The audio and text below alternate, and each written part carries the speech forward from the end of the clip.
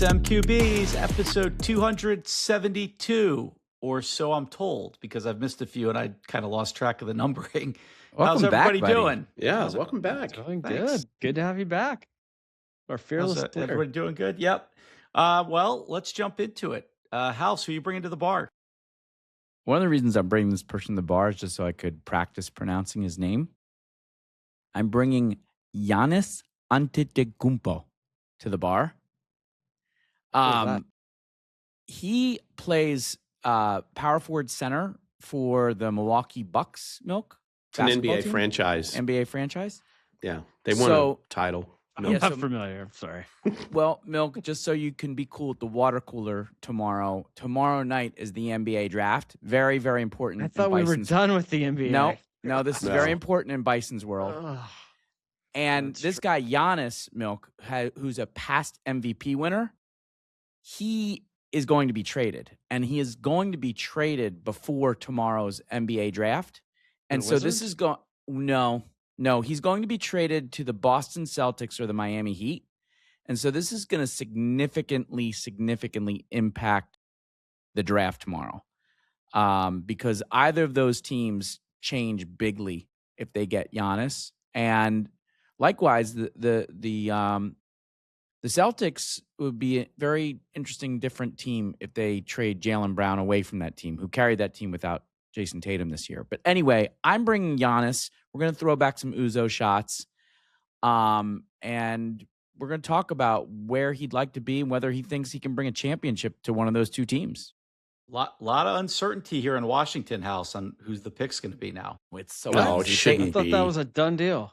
You said you brought in real basketball people. Have you seen the analytics all say Boozer? It's not even close. Boozer? Don't do that. I'm just telling you what's being reported. And then laughing stock. And then none of the basketball people say it should be Boozer. Like, so the analytics are, he's heads and shoulders above everybody else. But you can never be criticized for ceiling AJ. You can never be criticized for AJ. You could forever be criticized for Peterson and Boozer. Yeah, I guess they think Peterson potentially has the upside to be like a perennial MVP candidate. He does. If he's healthy.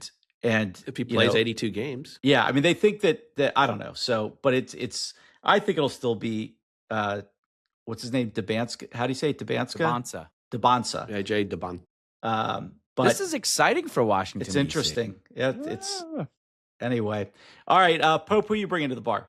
Well, I had somebody else in mind before I got in the car this morning, and it might have changed immediately. Something happened in Dallas? Yeah. Well, other than Messi, we'll talk about him in a minute. But Dusty May come to the bar with me. Wow. And we are going to be talking about the Dallas Mavericks picking him out of college, taking him from Michigan up to the big leagues, and big surprise, definitely from my perspective. He was not on the radar really when they were talking about potential coaches. I did a little research. The success record of coaches going from college to NBA is not great. In fact, the last one was from Michigan in 2019, John Beilein. And you're all like, who? Right, exactly. He lasted 54 games, won 14 of them, and he was gone. Some success stories, Brad Stevens and Billy Donovan. But no guarantee. Is Donovan a success story? I don't know if he's... I I don't know. He was okay with the I feel Bulls. like he was okay. Yeah. Well, Brad Stevens didn't win an NBA title, but he generally considered to be a success story. And he built the Celtics to win a title. But it's going to be interesting. And why, what I want to find out from Dusty what the motivation is, because he turned down some other potential, jobs, turned down Carolina, obviously. But something got him interested, maybe coaching Cooper Flagg, and maybe the Mavs get a good draft pick tomorrow. So we'll see. All right. Milk, who are you bringing? I am bringing Sam Burns, and I'm going to congratulate him on a hell of a final round yesterday. I thought he was going to pull it off. I'm really rooting for him to win a major. I think he's a really good dude, and especially after a shitty ruling at last year's U.S. Open that made him hit a ridiculously hard shot out of the fairway in a puddle. I wanted him to come back, and he did everything he could, but Wyndham, that one putt actually, obviously sealed it. But good for him. And it's a shame he won't play I don't think he's playing in the British Open. I think he's having a baby. But Really? just congratulate him. And I think that's what I saw today, that he wasn't going to play. All right. But yeah, good. Made for some good golf yesterday, at least for a little bit. All right. I am going to bring a Colorado-based real estate agent and former professional tennis player, actually, to the bar, and that is one Randall Clark. Do you know who Randall Clark is? Yeah, it's my lasso. Go ahead. This is Wyndham Clark's dad, who showed up unannounced and unknown by Wyndham yesterday to celebrate his son winning the U.S. Open, until it almost went very south for him on the last 2 holes. So I just want to ask Randall what the fuck he was thinking, putting that kind of jinx on his kid out there by showing up, because, man, that almost went down as one of the worst moves of all time. But Wyndham let him off the hook by putting that 40-footer about 2 feet away. So I've got questions. So that seemed awfully risky to me. I get the lasso, Pope. I'm looking forward to hearing it, but still awfully risky. All right, let's jump into it. What do we got to start with? I guess House. We're going to talk a little football. I was a super soccer fan before. I cannot keep my eyes off of this. This is so exciting. I forget about the soccer. I just love how America looks through all of this. Our stadiums have been full. Everything's been, all these scenes of the Scottish people in Boston taking over Fenway Park is hilarious. The entire, what seems like the entire country of Norway sitting in the middle of Times Square and doing their rowing through. It is hilarious. The Scots literally drank Boston out of beer. You know where they are now. It's so good. They're in Miami now. They're in Miami. My God. And they're going to the Miami Rangers game tonight. My God. Yeah.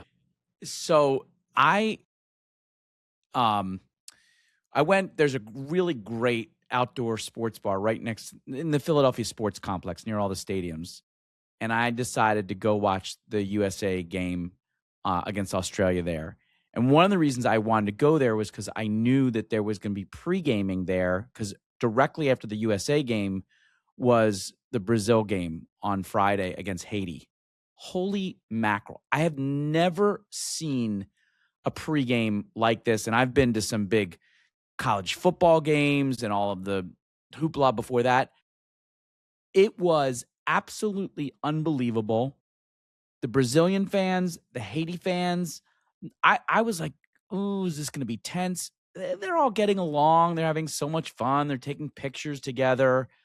I just think from a fan perspective, it's not like this is the first ever World Cup, but it's here in the U.S. and Canada and Mexico. And I think it's been a grand slam home run for how we have managed it at every level, from the fan experience, from the television experience.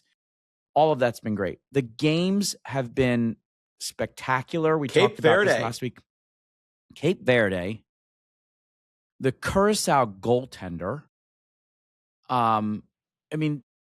We talked about this a little bit last week. Almost all of the African countries have been playing out of their mind. They've been the superstars. Like sometimes we get to like March Madness and we talk about like Big Ten versus SEC, et cetera, et cetera. Majors. Yes. Like Africa in a lot of ways. And yes, it's still just the group stage. Africa is stealing the tournament in terms of, as a continent, how well they're playing. And there's been a lot of disappointment for, Spain played better finally, but Portugal, even today, Argentina was lackluster for a little while till the end. So what about Germany? Germany, This story, if you've not followed this story about Belgium, Belgium's star player is a guy named Jeremy Doku. He plays for Manchester City in the Premier League. He is far and away their star. Jeremy Doku is about to have his first child. And he decided to leave the team to be with his wife for the first child. And you guys know what the European tabloid papers are like. Holy mackerel. So you're either in the Doku camp, what a nice guy supporting his wife, or you're in the soccer camp, which is like, what a jerk off, like leaving his country in the lurch, et cetera, et cetera. I won't ask all of your opinions. Milk, I know you would have gone to be we could play Belgium, right? We could. We could. Okay. And originally that was scary for me. It's actually a very different situation. Doku's done. He's not coming back. He's not coming back? That's too bad. No, he did a video and he said, I'm leaving the tournament to be with my wife and this first child. I don't want to make her go through all of this alone. This was really bad planning by him, by the way. Really bad planning. I mean, Like, you can decide when you're going to have it. Every 4 years, you've got a 2-month window to block off. Honey, we got the knockout stage. I got to, let's plan that out. this is great news. It is good. So, Milk, it's interesting you bring that up because in between our last pod and now, we didn't want to jinx it, but we did what needed to get done on the USA side. We have, with a game to play, we have already won our group. So now it's just looking ahead. We're going to play our own B team is going to play on whatever that is, the 25th, is it? Thursday. Can I ask you a question about that? Because you said the B team. How does it work with the roster? Like, do they have guys who aren't like suited up every game, who they can for different games suit up, like kind of like, in football where you have scratches and stuff like that, but are actually on the World Cup roster? Well, they're not like everybody's available. They're sitting on the bench and you get they're wearing 5 safety vests. Yeah. Well, basically once they're prepared to come in the game, you remember the pennies. Yeah. I mean, we won't talk about, but when you're saying my penny the B never team, came off in middle school. My penny just always stayed on. But when you're saying the B team, you don't like, there's not like, we're not going to take certain guys off the roster for this game and put other guys on. I didn't know if that was how it worked. But our, Christian Pulisic, who's nursing a calf injury, is going to sit. Then we have 3 players who got a yellow card in the game against Australia. And if you get 2 yellow cards in the group stage, you have to sit out a game. So we don't even want to, you get a clean slate if you get beyond the group stage. So 3 of our stars, Chris Richards, Flo Balogun, and I'm forgetting another one. I don't think it's Anthony Robinson, but I could be right. It's another one of our defenders. I think it might be Robinson. Robinson. Yeah. Are on yellows. And so those are stars on our team. They're all going to sit. Pulisic is going to sit. So 4 of our starters are going to sit. There's just no reason to risk injury. There's nothing that we can do to get ahead by beating Turkey. It's interesting. It's one minor flaw in all of the FIFA setup. This game is literally meaningless to both teams. Turkey cannot advance. They're done. They're going home. They're 0-2. They have 0 points. Even with the win with 3 points, they can't move on. And USA can't change the situation that they've won the group. So now what we're looking for is, what is the 3rd place team that we could face? Well, wait a minute. I want to push back on that a little bit, though. Don't you think for Turkey, the chance to win a game in the World Cup is still important to them as a team? And for the U.S. players who are getting on the pitch, getting an opportunity, don't you think every one of them wants to score a goal in the World Cup? Definitely. Sure. I think there's motivation for these guys. Did you know that Turkey has 62 shots in this tournament and That 0 seems like a goals lot. to show for it? They've got to be one of the bigger disappointments, right? Massive. This is Probably the biggest. Yeah. What was their ranking coming in? They like top 30? Definitely. I assume that Freeze is playing. I don't know that Freeze will play. I think he needs to. Yeah, he doesn't have a lot of shots. Yeah. Yeah. All right, so I interrupted you, Hal. So Anyway, right now it's looking like it could be Bosnia, Herzegovina, who on the way in knocked out Italy, knocked out Wales. A little bit of a dangerous team. That's how they qualified. Yeah, don't trust any team with a hyphen in their name. One of the other larger disappointments in this tournament has been Ecuador. Ecuador's probably going to sneak through, and we could face them. And if they play the way they were supposed to play, Ecuador's the one team that makes me nervous. And isn't Ecuador who beat us 4 years ago to keep us out of the World Cup? Yes.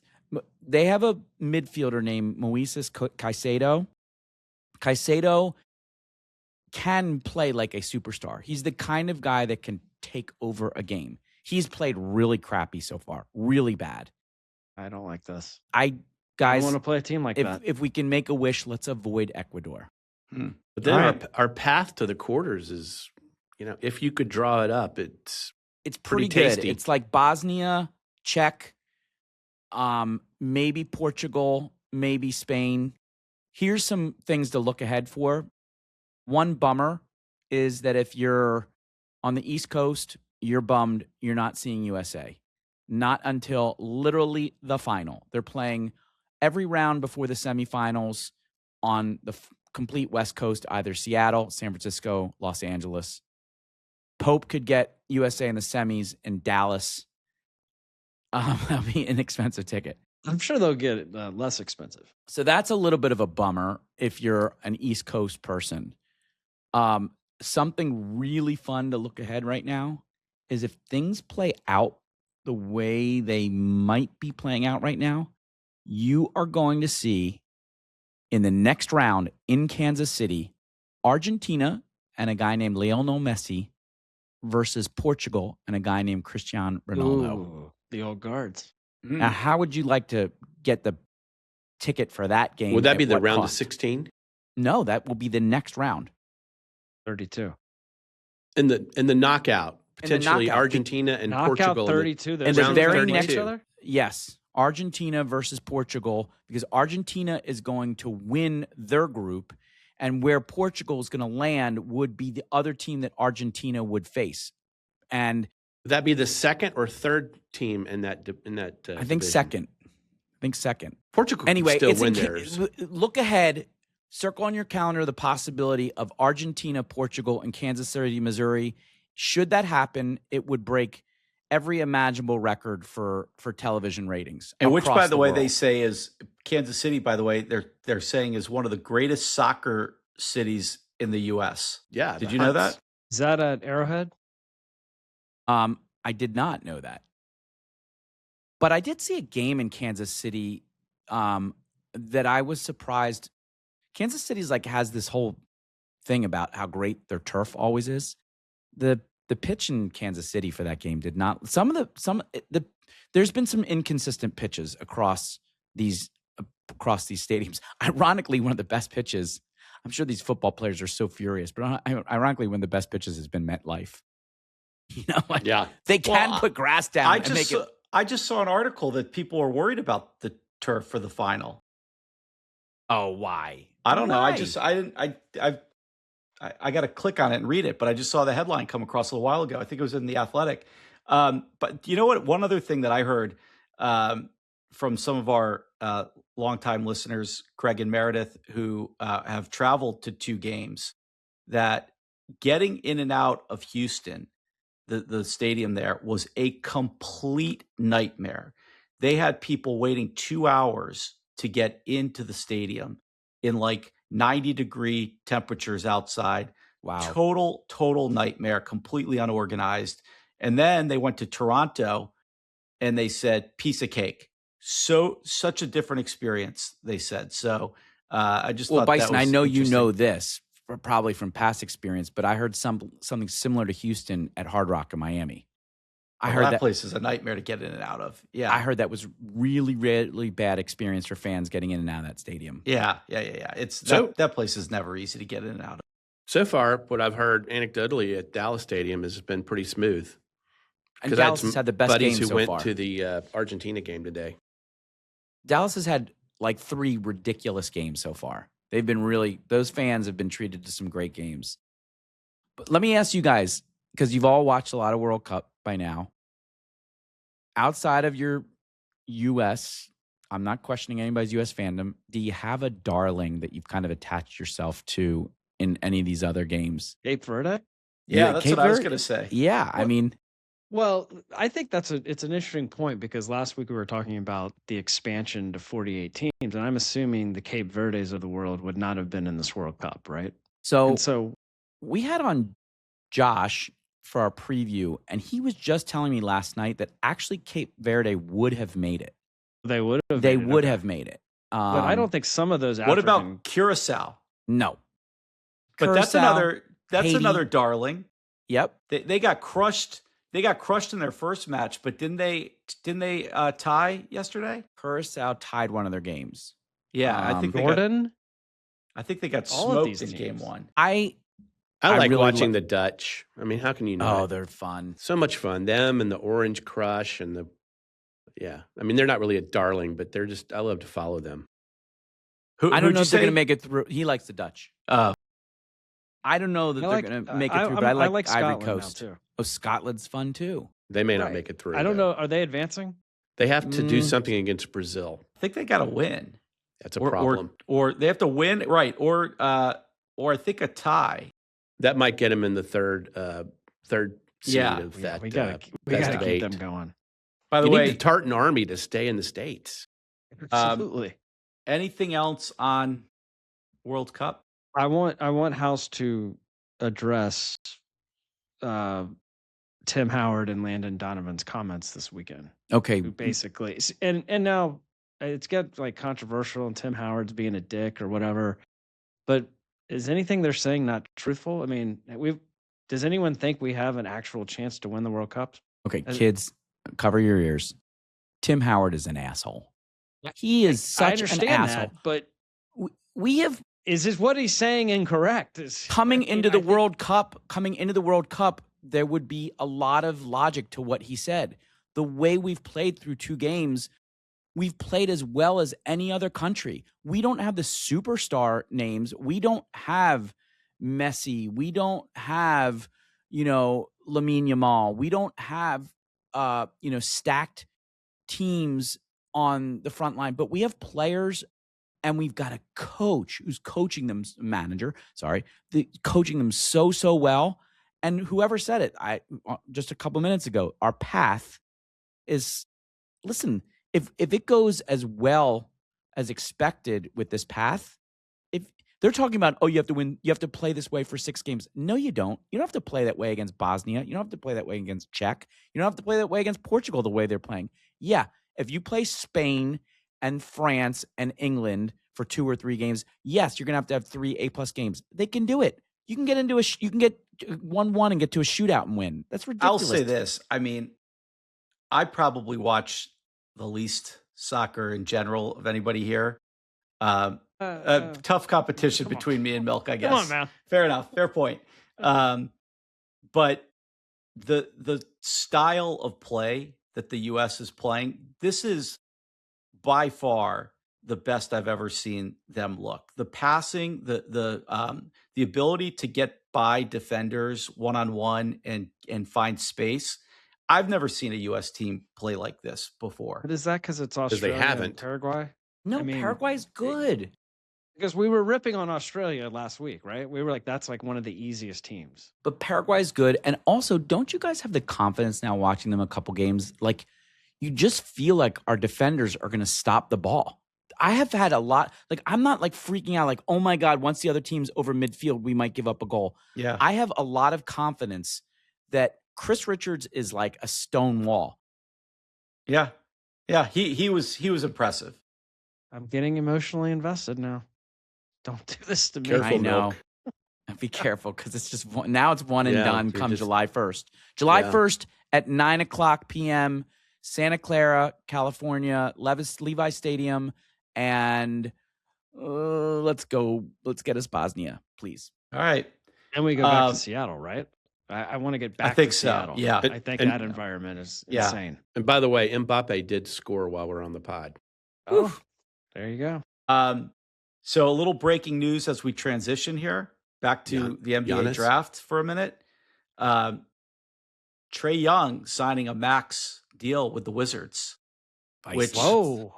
I know it's not your money, but that's a lot they just paid Trey. It's a lot of money, but I think $215 there's million. a lot of feeling that with a guy like that and the young talent they have, it's he had said that he was opting out, and I think the general feeling was he was going to leave Washington, but obviously they had something in the works. So I don't know. I think there's a lot of feeling that if you have to have one veteran back there at the point, it's not a bad thing to have with some of the young talent. Healthy Trey Young and healthy AD and AJ saying. Gabansa. Just saying. Could be interesting. Just a little breaking news. Okay, let's talk a little U.S. Open. Pope, you going to lead us off there? Yeah. I'm not going to do a recap. Milk actually kind of alluded to how it kind of finished, and Sam Burns just grazing the cup on 18, otherwise would have had a playoff. But Wyndham Clark, I guess the social media, talking about him during the final round, they're like, they just can't remember a U.S. golfer being so maligned at a U.S. Open like Wyndham Clark was. Obviously, people wanted Scotty to win. It was his 30th birthday, his Father's Day. He's going for the career Grand Slam, world number 1. People love Scotty. So you did have, that kind of setup. But had it been Sam Burns or somebody else in the final group with Wyndham, I'm not sure it would have really mattered. Wyndham's just an unpopular, at least with the public, golfer. But yet, why? He's totally earned that. He destroyed at 2 Oakmont. lockers at the Oakmont last year after missing the cut. He's got in trouble for throwing a club, almost hitting a marshal. He's made some kind of, They've got too many marshals on the course anyway. I mean, come on. They're everywhere. He just comes off as kind of a dick. And New York fans, they don't suffer fools gladly. And so it was like he was at Bethpage in the Ryder Cup, but he had a Euro shirt on. It was pretty amazing watching. And then when he did something good, there wasn't much of a response. And when the ball was sitting on the green, and then it started to oscillate a little bit, and they're like, oh, it's not going to stop. The crowd was cheering for the ball to come off the green. Yet my point is, with all of that going against him, he was able to overcome and, he said kind of thrive on some of the negativity, made him stronger and able to overcome and win. That's his second U.S. Open. That's significant. There's only 6 other golfers who've won more than 2 U.S. Opens. So it puts him in rarefied air, and he's been playing really well. Did you hear that there were actually some spectators who were removed from the course because of some of the things they were doing towards him? Yeah, and it was kind of unclear, like, should they have been? Supposedly it's like, don't choke, and he got removed for that. Is that all it was? Like screaming? Must have been screaming, must have distracted, something like that. I don't know. Then I never really, other than the fact that it happened, I didn't see exactly what the circumstances were. But, the other story to me is Shinnecock, because we said going in that it was going to be a story, and you only had 3 golfers at the end of the Sunday that were under par. And yet the course, I think, was set up pretty fair. That's typical for it didn't US get Open. away. Yeah, but Shinnecock is, yes, you're right. It's not typical, but there are U.S. Open courses where you have over par. I think Oakmont last year, JJ Spawn was over par. You have over par winners at U.S. Open. That is not a surprise. But Shinnecock, historically, I think I told you guys, only 3 golfers have finished under par at Shinnecock U.S. Opens. Retief Goosen won in 2004 at -4, as did Wyndham Clark at -4. So you're going to have 25 people under par next year at Pebble. Pebble, of course. I mean, it's Pebble. It's unless the wind blows and there's a storm, yeah. But the USGA is fine with that. I mean, there's some venues that they really like to try to see if they can get the golfers, carnage, and certainly Shinnecock is one of them. And my final, big story, other than the fact that Liv, did shitty again, is Why? I mean, it can't just be the 54 hole thing. Well, no. In order to play 54, you got to make the karma. Yeah. Karma. I mean, John Rahm shot a 68 on Thursday, and he Who was their highest in guy? contention, Neiman? and then he shot a 78 and missed the cut. Milk, good question. It was Joaquin Newman. Yeah, well, he was Joaquin top Neiman. seven. At plus Yeah. one, T7. What did Joaquin do on Friday, Milk? What did he do? He threw a club on a hole where he got a 9, and he eventually was given an 11 on that hole. Yet somehow Wait, he could have won the tournament. he could have won the tournament. Oh Yes. my God. Yes, absolutely. He shot 65, 66 on the weekend. My God. Right. But the fact he made the cut with an 11 is ridiculous. Hey, that's amazing. Right. Absolutely. So Pope, I did not go back and look at what was the last year that it was at Shinnecock? 2018 when okay. Koepka won. I didn't go and like look at those galleries, but it had to have been more people in 2018 there than that was weird. The end of Saturday and Sunday, the last 5 or 6 holes, nobody there. Saturday for sure. I mean, they were putting out when the sun was setting. That's bullshit. Yeah. You could have started they started an hour and 15 minutes earlier on Sunday. Is it just a transportation issue? I think that's a big issue. Train issue? It's weird. I think the It's a US infrastructure Open. at Shinnecock's weird as far as the setup of Well, it's getting pretty people there and people where to stay out on the Long Island. I And don't meanwhile, know. they have another one there, and not that long. I think within the next 10 years, they're back at Shinnecock. Right. Which it's a great course. I mean, it's fun to watch. So- My last, kind of nugget is talking about the young guns. There's 2 guys. You got Jackson Kuvan, who just went pro after the U.S. Open. He was probably the most accomplished college golfer since Tiger. He won all 4 of the big awards as a freshman. He was low am, tied at +5. What school? Where is he from? He goes to Auburn, but he's from Okay. Chapel Hill. Go figure. I'm Okay. like, why would you go to Auburn? But anyway, and then Miles Russell, 17-year-old bomber who is going to Florida State as a freshman with Charlie Woods. Wow. Yeah.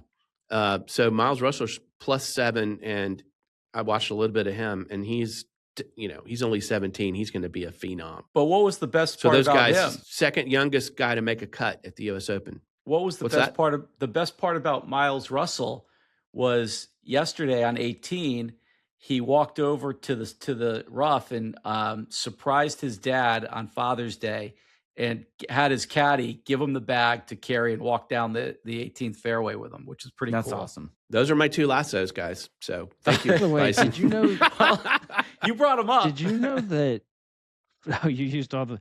I think 4 amateurs made the cut. That's crazy. Yeah, because this dude from Oklahoma was he tied was right up Jackson there, too. Kuvan at +5.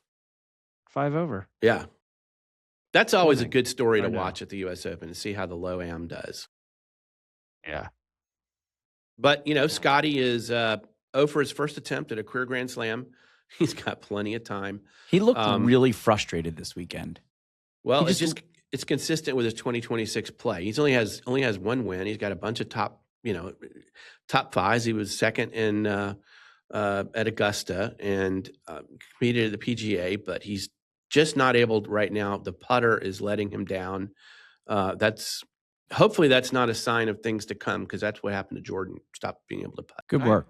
Anything else on U.S. Open? All right, guys, a storm is a brewing, and not just over my shoulder here right now. Things are going very well for Major League Baseball right now. They have made some changes to the game that have really increased interest again. I detest it, but it's worked. The pitch clock has been a big savior. Huge. I think that's probably the biggest thing that they've done to help the game along. They've got some great young players. They had an unbelievable World Series last year. So naturally, they're going to fuck it all up. And what we're heading towards is another baseball work stoppage. The current collective bargaining agreement runs out on December 1st, 11:59 p.m. December 1st. And this year. And what I don't understand about this is they're already saying in June, oh yeah, there's going to be a work stoppage. Yeah, it's going to happen. The commissioner's saying we hope we don't lose any games to it, but to me that seems like a matter of will. Like if you're not going to cancel the season, right? You're going to get a deal done. Just get it fucking done. I mean, I don't know who it benefits to start losing games and even lose any time. I get it if you're making progress and working towards it and you need a couple days and the agreement expires. But to be sitting here in June talking about, there's going to be a stoppage is pretty offensive to me. Now, the issues, what are the issues here? Well, the biggest issues come around salary cap. The owners want a salary cap, right? Now, their first proposal out there, I think, is a hard cap of $245+ million, but also a floor of $171 million, which, if there's a sport that needs a floor. Tampa's going to have to start spending some money. Tampa and Washington, too. A floor. We're going to have to start spending. Yeah. Maybe we should. And then one of the big things that's happening is the TV stuff is all going to be kind of wildly at issue right now. A lot of the TV stations that covered smaller market teams have folded in the last couple of years, and Major League Baseball has had to absorb the television rights.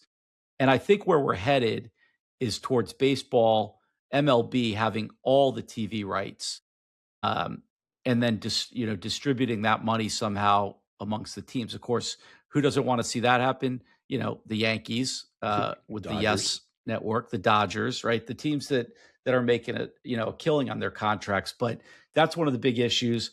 The other thing that they're talking about is this competitive integrity tax on low spending teams, so that there's actually some sort of a tax that goes to teams that don't hit the floor and that don't spend. Good. Oh, yeah. Milk, you're cheating the system. Now, of course, what do the players want? The players want, no salary cap. Wait, your Storm just cut that out. The players want what? No salary cap. Yeah. They don't want a salary cap. They want unlimited spending. It's not. The other thing that's an issue are these deferred contracts, right? Like the Dodgers, paying Shohei $2 million this year, but deferring $70 million every year. Mm-hmm. And then the other thing that's kind of interesting is the draft, the international draft for one. They want to do a whole new setup on the international draft. That's going to be an issue. And then some other issues that'll probably not be the big holdups are arbitration pay, free agency, service time, expanding the playoffs from 12 to 14. And then the draft lottery. There's some issues that they want the draft lottery to go from 6 to 8 teams. I don't think any of those are the big ones. Another interesting side, maybe you could say some either friendly fire or just collateral damage, is going to be the minor leagues. The minor leagues have their own CBA, but so much of what happens with the MLB trickles down. So one of the things that MLB wants to do is they want to cut the draft from 20 rounds to 12 rounds. And they also want to reduce the signing bonus pool from 400 million, roughly 400 to 200 million. And then they also want to limit, say, no high school players and nobody who hasn't finished. You got to be at least 20, I think, is the age before you can be drafted and play in professional baseball. That would significantly change the game of baseball. Well, it'll really, a lot of these minor league teams will go under and they'll be gone. Yeah. Because they won't have players. Yeah. The argument is that now with name, image, and likeness and college players getting deals, it's just, there's going to be a lot more kids who want to stay in college and can go to college. They don't have to go into the minors right away. So that's going to be a hot button. Again, what happens at the Major League CBA with regard to the draft could adversely impact minor league baseball too, which has already gone through a ton of contraction in the last couple of years. I feel like the last time this happened was a few years ago. I don't know. Time flies when you're having fun on the pod, but we had a debate. Bison, weren't you back then like kind of on the side of the owners? Like, where do you fall on all of this? There's so much greed. I mean, it's just all greed by everybody involved. You know, I mean, generally, no. I'm not gonna. My heart's Sounds not like he bleeding wants for the salary cap. my heart's not bleeding for any of the owners. I mean, these guys are making tons of money. I know they say they're not, but that's bullshit. I mean, I don't believe it that these guys aren't making money. I don't believe that they don't have a growing asset in owning a team. I do think. I mean, do we really need to be paying Patrick Corbin $100 million? No, but that's a mistake somebody made. Right, that's the market. Although, to be fair, I mean, when he got that contract with Washington, he did win a World Series. Arguably, it was incredibly important that that buys you a lot of forgiveness on some of those contracts. I don't know. Milk, I do like the idea of the floor. I do like the spending floor, and I do like the salary cap. You do like the salary cap? I just think it's necessary at this point. Okay. Well, the luxury tax has never worked. It was as intended. It just didn't work. Because owners are willing to pay it. They're willing to or cheat pay to whatever. get around. Yeah. Well, the Ohtani thing's a cheat. Every single he's not the Major only League contract Baseball that's a cheat. team can meet that floor that they've suggested. And if Every they single one can't, of then the owner should, get out. Well, or yes, or you can tax them, just like but they can. It would make baseball so much better. Cap the salary, floor it, make it a little bit more competitive. Rays will definitely win the World Series. I mean, I think the best point the Bison made at the top is I really think things are going well for baseball right now. Like, they really have gotten into a groove when it was not very enjoyable a little while ago. They figured it out. I mean, are these owners and players that stupid that they can't realize, like, you could lose a generation of fans if you start taking away half a season? Yeah. Yes, like but if the Dodgers win another World Series this year, I mean, what's the point? I know nobody would like this, but if you really want to make things, I don't know, more fair for everybody, and maybe this is my socialism coming out here, but you should cap individual contracts. Lately. Right? You should cap individual contracts. You should have a top level that one player, and then you should have whatever the bottom contract is should come up. So, like, the guys who are making $40 million a year, or who are signing, $50, $60, $70 million contracts. Okay. I mean, how much money do they need versus the guys who are just trying to make, to get to the show and play there? I'd rather see some of those guys have higher, base salaries, right? Or whatever the lowest salary you can have, and cap what you can pay for the top guy. Because then it doesn't come a complete bidding war where the Dodgers and the Yankees and the Red Sox and the Phillies are the only teams that can go out there and get a Shohei. I don't know. Yeah, but I mean, in the NFL, I mean, what's Mahomes now going to make?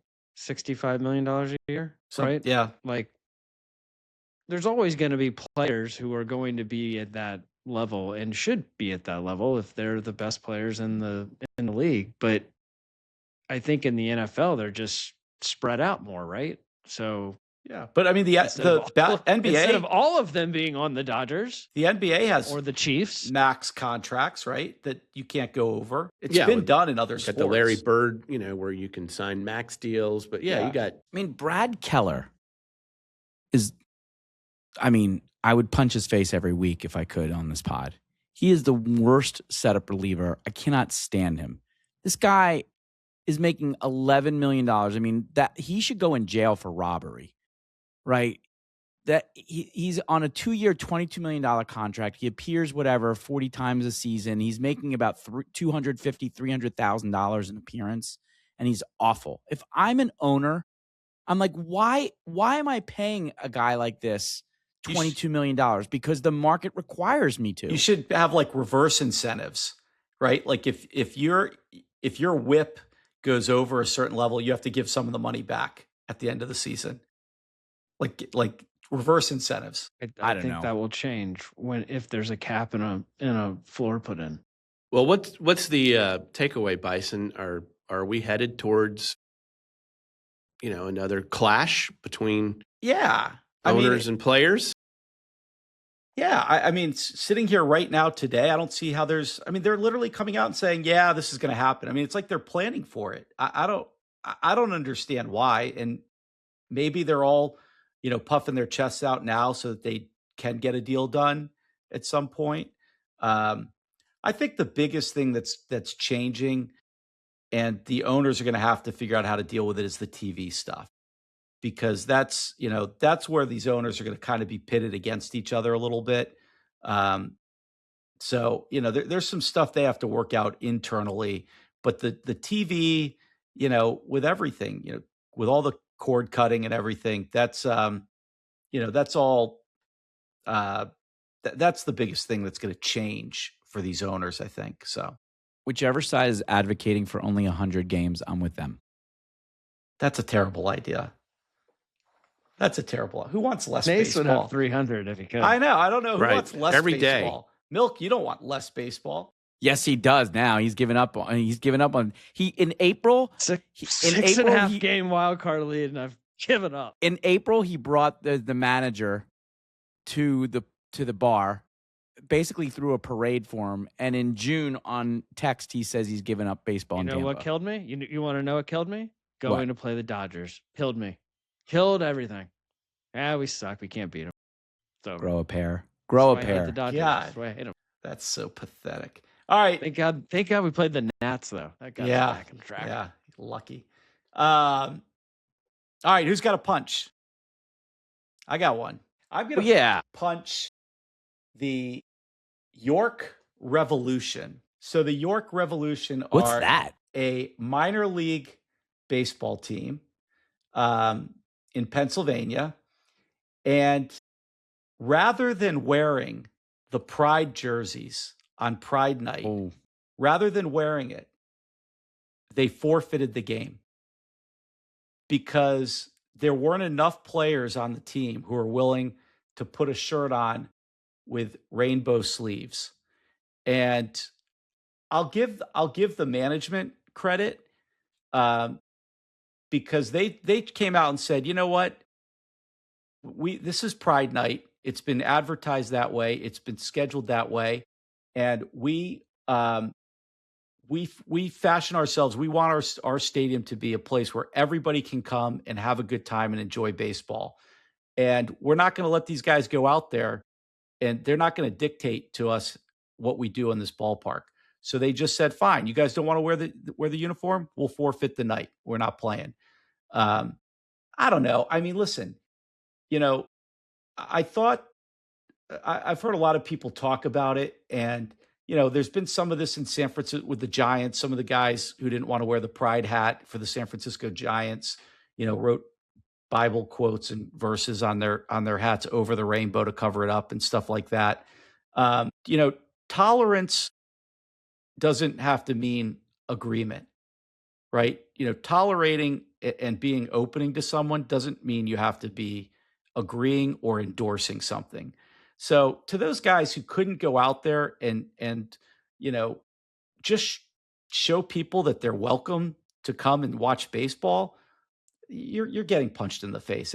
But good for the management for just saying, we're not gonna scrap this. You're not gonna go out there in your own uniforms and show these people up who are excited about coming here. They did go on with all the community events and everything that was scheduled around the game. There just wasn't a baseball game. So it's just kind of an embarrassing moment. So the York Revolution, the guys who wouldn't put the jerseys on, you get a big fat punch.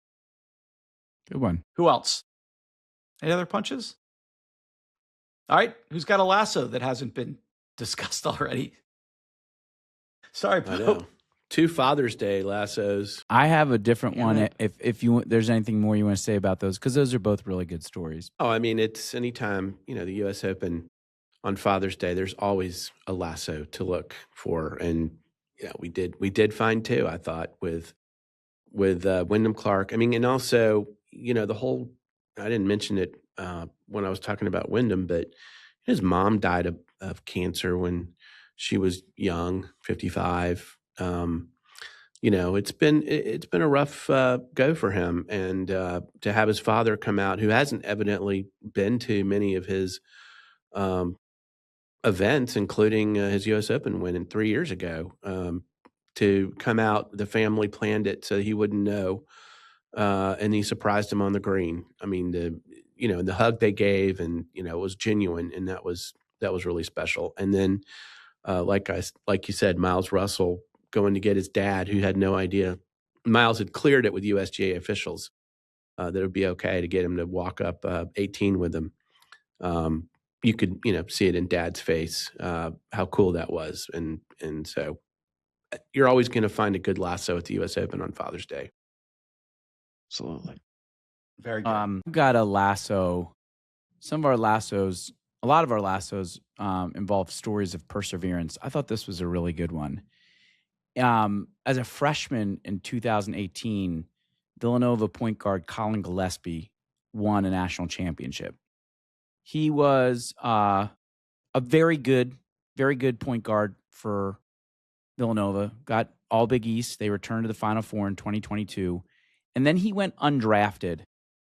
Could you'd think that he's worthy of being drafted, playing, having gotten a national championship, being coached by Jay Wright, but no deal. He entered the NBA. He had a leg injury, didn't really play, and then spent the next 3 years on what are these two-way contracts. Like, the team can get rid of you pretty much at any time. Like, you're basically playing every game just to keep on the roster. There's no like breathing room, and you've made it. Well, ultimately, after a series of two-way contracts, mostly with the Denver Nuggets, he found his way to the Phoenix Suns. And this year, he lit it up for the Phoenix Suns. He actually set a record with 232 three-pointers for the Phoenix Suns. He owns, they had Tom Chambers. They've had a lot of good three-point shooters for the Phoenix Suns. Colin Gillespie owns their record. He played in 80 games, 58 starts, averaged 13 points. The other day, Colin Gillespie got signed to a 4-year, $48 million contract. And I just think for these guys that toil away and persevere and go through the two-way contracts, and you just never know when it's your last go at it, I think those are cool stories. And yeah, that's maybe a little bit of a homer one because he's here from Villanova, and there's more Colin Gillespies out there. But when these guys fight against the odds, most likely you guys see two-way players come up on your team all the time, and then you never see them again. Colin Gillespie gutted it out the Villanova way, and now he's going to be, a premier part of the Phoenix Suns' future as their point guard, three-point shooter, and making some dough for it. It's a good one. Yeah, that's a good one. Good for him. Love it. I've got one. Yes. So, and this is the opposite of a political statement, I think, and I think that's what it was meant to be. But the Iranian team in the World Cup left a note in their locker in Los Angeles yesterday when they left, and I just want to read it. It's pretty short.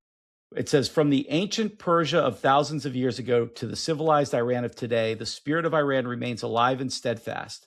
We came to Los Angeles with pride, competed with honor, and leave with dignity. Thank you, Los Angeles, for your hospitality, and thank you to every Iranian who gave their heart, voice, and soul for Iran throughout these 180 minutes. May peace, respect, and friendship prevail among all nations." I thought that was pretty cool. Yeah. For them to leave it and then to have that published out there. So little lasso for the team from Iran. That's what sports should be about. Yep. Absolutely. Anyone else? Any other lassos? Buzzer beaters? I got one.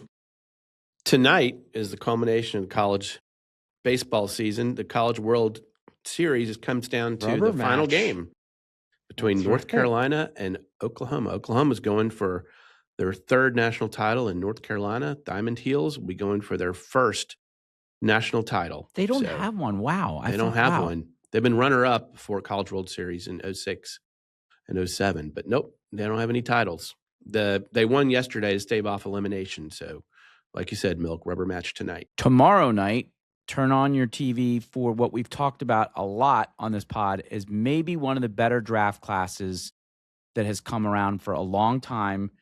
Yes, your Washington Bullets will be drafting first, probably AJ DeBonsa. And then we got Jazz, Grizzlies, Bulls, Clippers, Nets, Kings, Hawks, Mavs, Bucks, Warriors, Thunder, Heat, and Hornets are your first 14-year lottery teams. And watch the Heat at 13, the Bucks at 10. Those are the teams that might be moving it. Really, we're going to find out a lot, either right as the Bucks pick or before. That's going to be a big one for the trade of Giannis, which is likely to happen. Tomorrow night's going to be really fun. If you haven't familiarized yourself with these superstars that are coming to the NBA, you're going to learn about them tomorrow night. I like the NBA draft. Good luck to you, Bison, and the Washington Bullets. You can join relevancy again. Yeah. The draft really starts with the 5th pick, though, in my opinion, because we know who the top 4 are. You could argue about the order. I think it's going to be Devontae, Peterson, Boozer, and Caleb Wilson. But then at number 5, who do the Clips take? And then does somebody like Dallas, do they try to draft up or move up so they could draft like an Acuff or somebody like that? To me, that's where a lot of the drama is. Or all those is it pretty elite certain point that Caleb guards. is also in the top 4? Yeah, he's going to the Bulls. Okay. Unless the Grizzly take him at 3, he's definitely going to the Bulls. But at 5, you got Acuff, you got Keaton Wagler, you got Flemings, you got all those elite point guards, probably 5 through 9. Let's see how they sort out. That's going to be the most interesting to me.